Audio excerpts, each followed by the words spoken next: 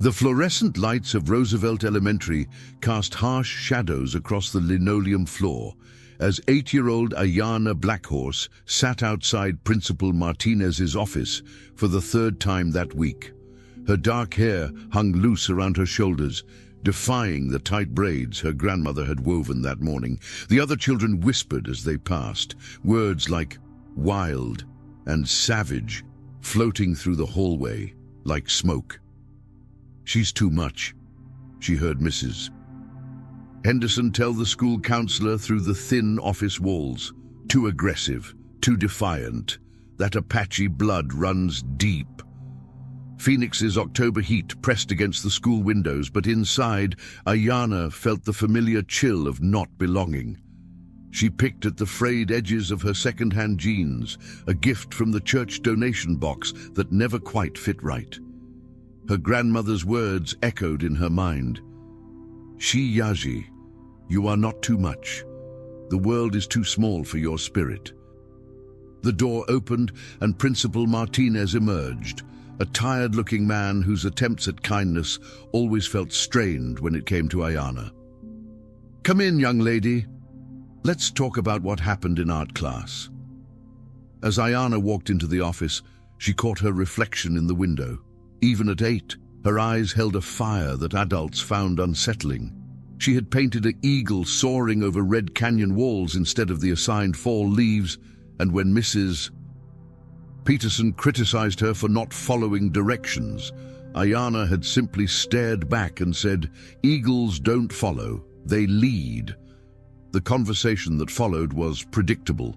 Calls to her grandmother, Maria Blackhorse, who would arrive in her paint-stained work clothes, speaking in the measured tones of someone who had fought these battles before. Maria cleaned offices downtown at night and worked construction during the day, her weathered hands telling stories of survival that Ayanna was only beginning to understand. "My granddaughter is not the problem," Maria would say, her voice carrying the authority of someone who had raised children while navigating a world that saw her heritage as something to be overcome rather than celebrated. "She sees the world differently because she comes from people who see differently." But the whispers followed Ayanna home to their small apartment in the Steel Indian School Park neighborhood, where the shadows of the old boarding school still seemed to linger. Their apartment was on the second floor of a complex that had seen better days, but Maria had made it a home with turquoise curtains and the smell of fry bread on Saturday mornings. That evening, as Ayanna helped her grandmother prepare dinner, she asked the question that had been building inside her all day. "Grandma, why do they say I'm too wild?" Maria paused in her stirring, the wooden spoon creating ripples in the stew. Outside, the sounds of the city pressed against their windows, traffic, sirens, the distant hum of lives being lived. "Because, Shiyaji, they have forgotten what it means to be free. They mistake your strength for wildness, your spirit for rebellion." "But I don't want to be different," Ayanna whispered, the words barely audible above the bubbling pot. Her grandmother set down the spoon and knelt beside her, taking Ayanna's face in her calloused hands. "Different is not the enemy, my girl. Ordinary is. You carry the blood of warriors, of leaders, of people who refuse to be broken. They call you wild because they fear what you might become." As night fell over Phoenix, Ayanna lay in bed, listening to the sounds of the city settling into darkness.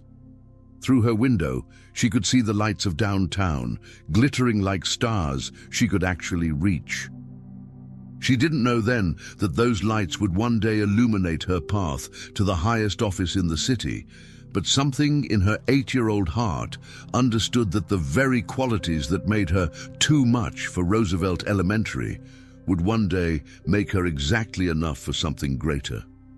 In the darkness, she whispered a promise to herself and to the generations of Apache women who had come before her. "I won't make myself smaller. I won't bend." 15-year-old Ayanna Blackhorse stood at the podium in the packed auditorium of Central High School, her hands steady, despite the sea of faces staring back at her. The student council election had drawn the largest crowd in years, and she could feel the weight of expectation and skepticism pressing down on her shoulders like the desert heat. "They say I'm too angry," she began, her voice carrying clearly through the microphone, "too confrontational, too focused on problems instead of school spirit." A murmur rippled through the audience. "But I'm not here to make you comfortable. I'm here to make this school better." In the back of the auditorium, she spotted her grandmother, Maria, who had taken time off from her construction job to be there.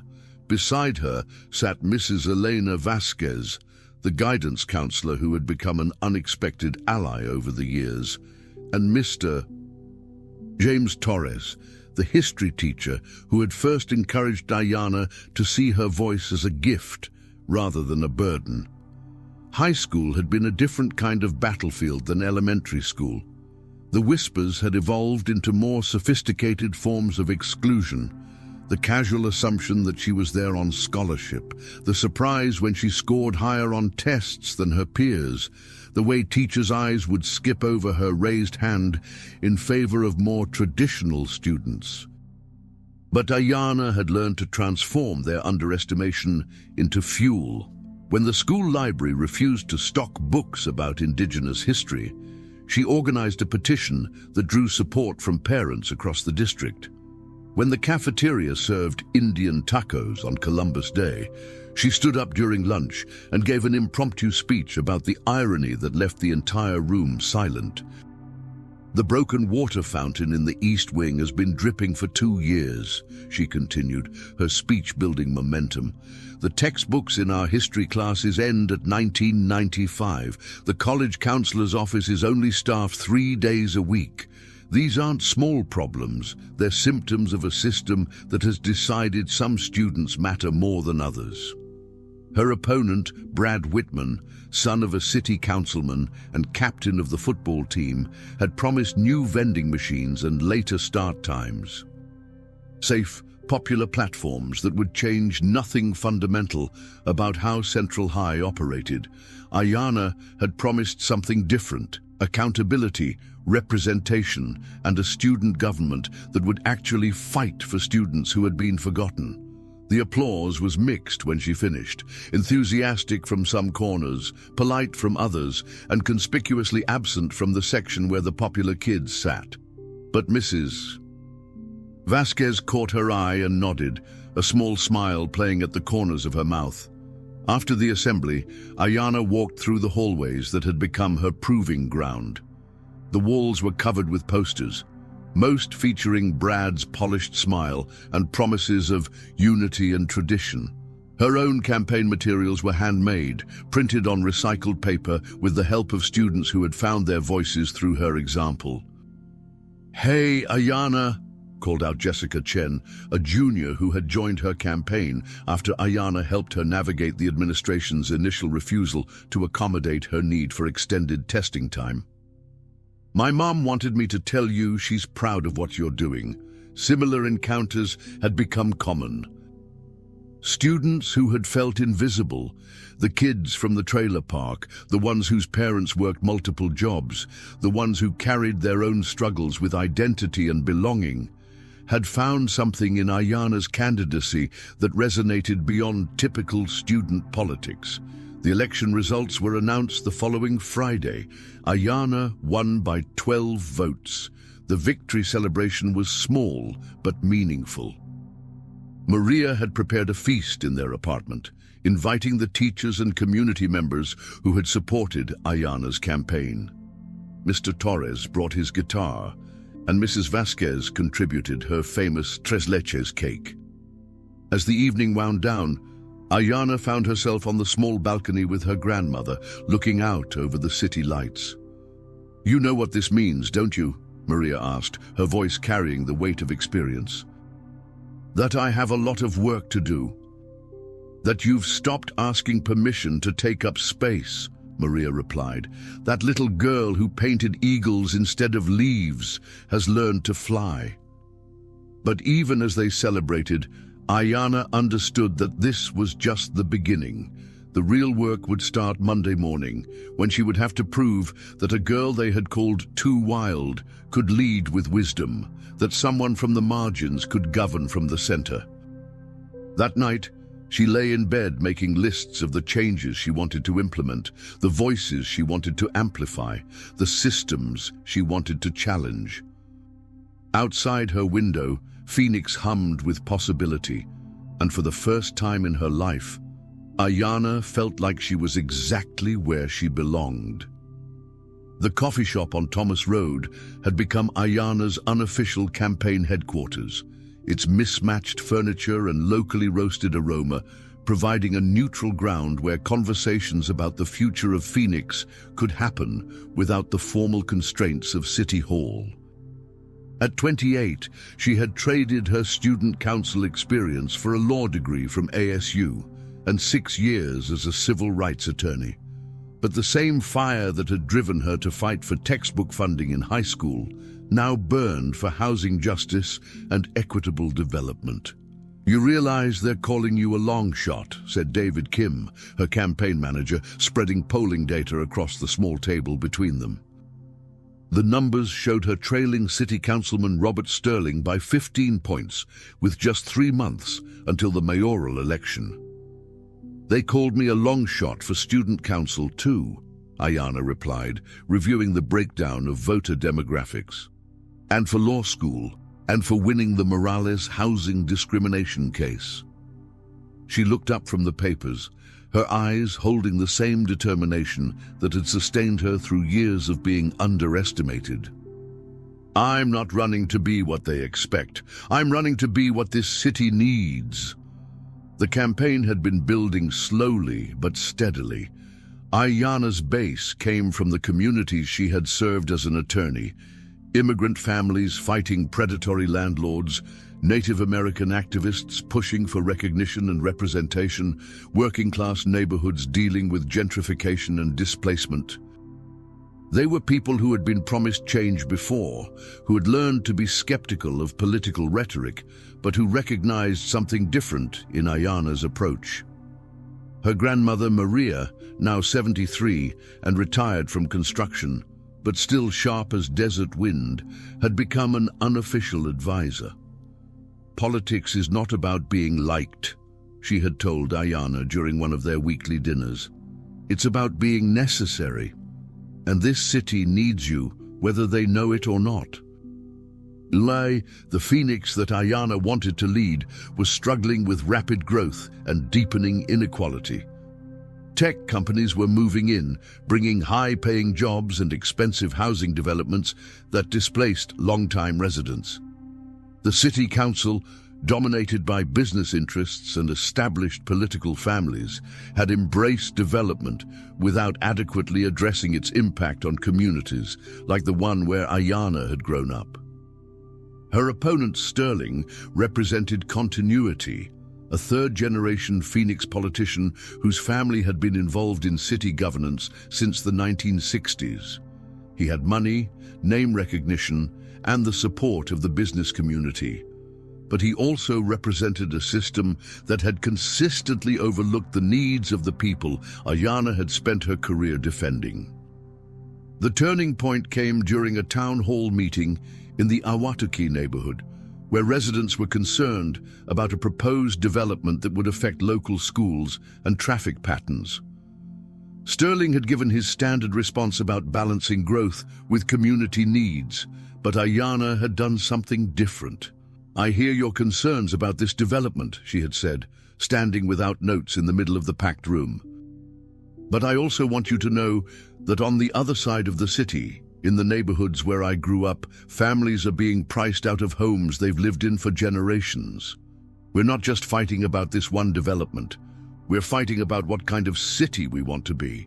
She had gone on to outline her vision for inclusive growth, for development that strengthened communities rather than displacing them, for a Phoenix that honored both its potential and its people.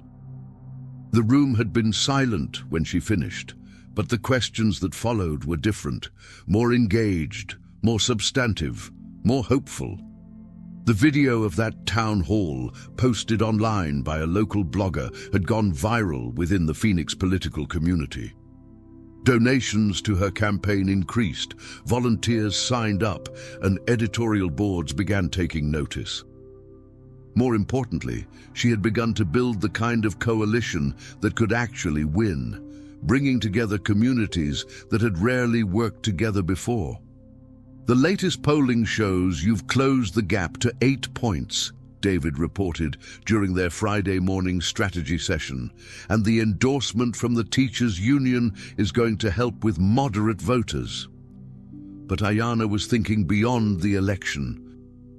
She had spent too many years watching politicians promise change during campaigns, only to abandon those promises once in office. Her victory would mean nothing if she couldn't actually deliver on the vision she was articulating. That evening, she drove through the neighborhoods of her childhood, past the apartment complex where she had lived with her grandmother, past Central High School where she had learned to lead, past the community center where she had held her first legal clinic. The city had changed. New buildings, new businesses, new people, but the fundamental challenges remained. Her phone buzzed with a text from her grandmother. "Saw you on the news. Your grandfather would be proud. You're fighting the good fight." Ayanna smiled, thinking of the grandfather she had never met, but whose story had shaped her understanding of what it meant to be Apache, to be Indigenous, to carry the responsibility of representing people who had been voiceless for too long.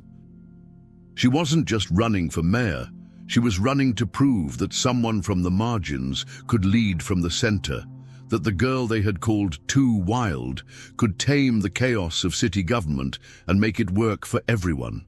The road ahead was still uncertain, but for the first time since announcing her candidacy, Ayanna felt like victory was not just possible, it was inevitable.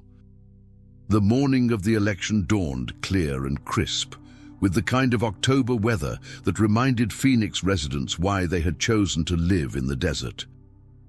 Ayanna Blackhorse stood in the bathroom of her small apartment, the same one she had shared with her grandmother years ago, now her own space filled with law books and campaign materials.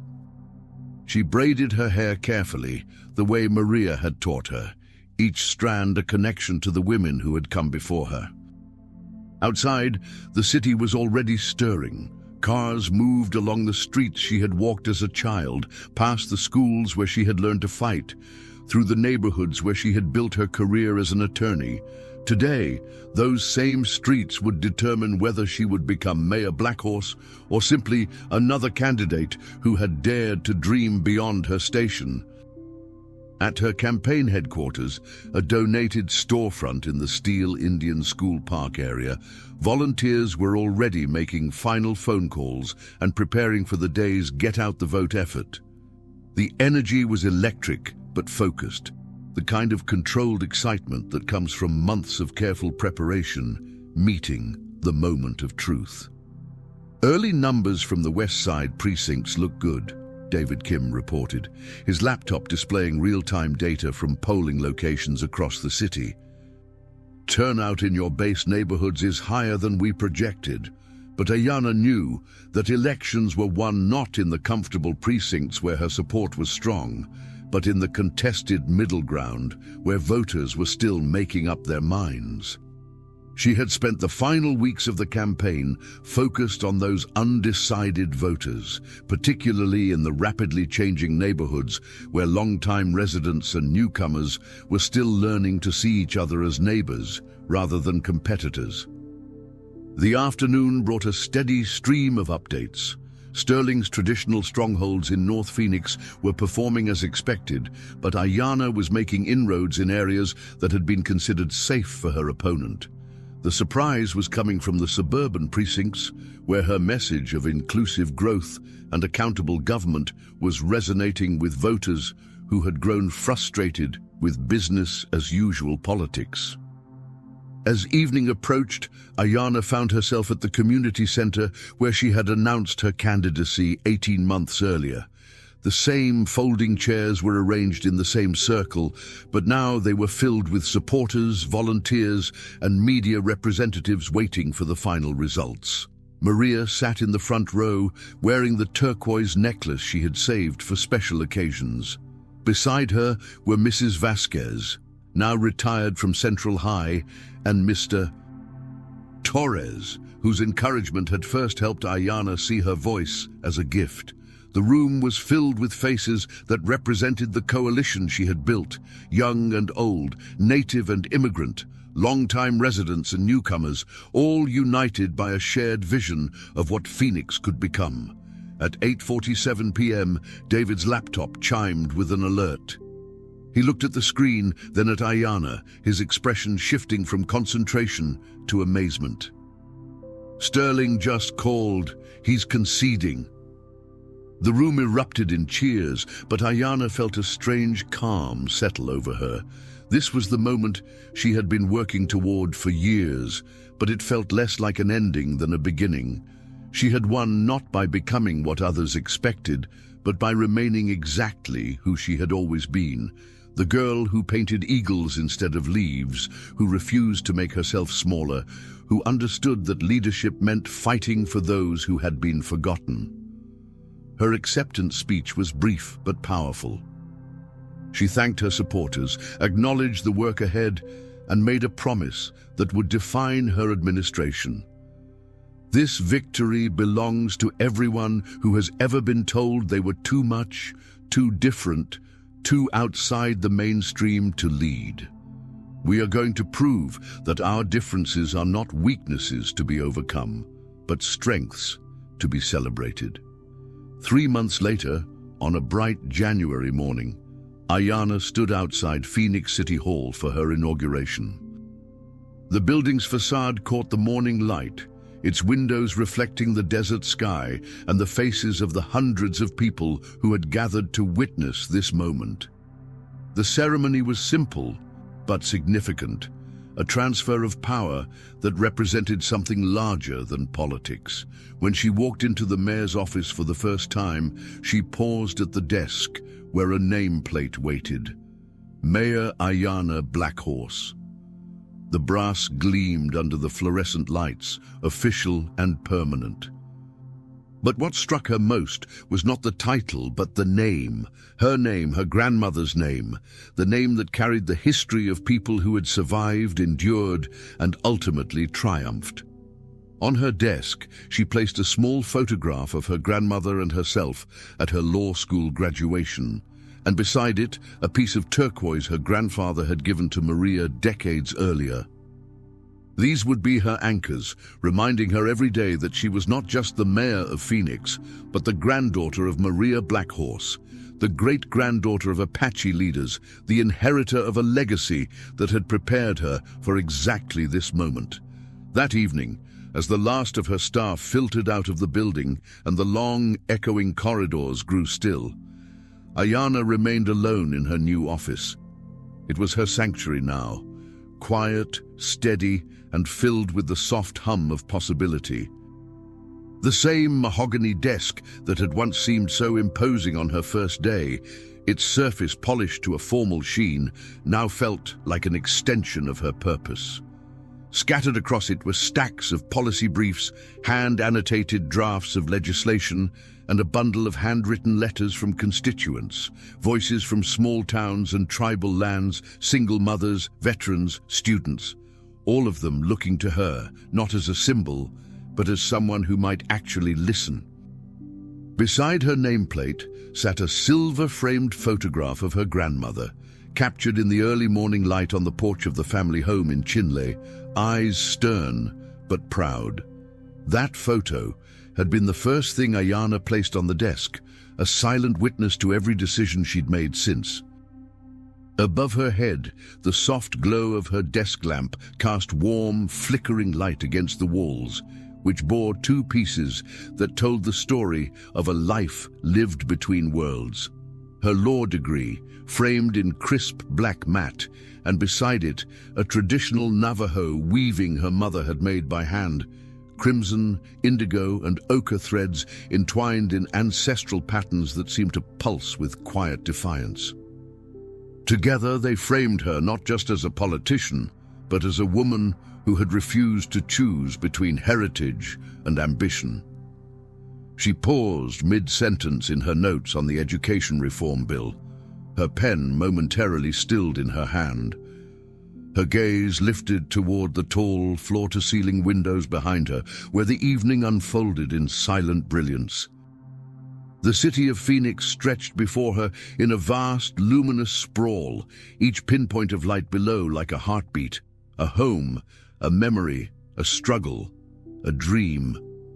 The skyline gleamed in the desert dusk, skyscrapers etched in glass and steel standing like sentinels at the edge of the horizon.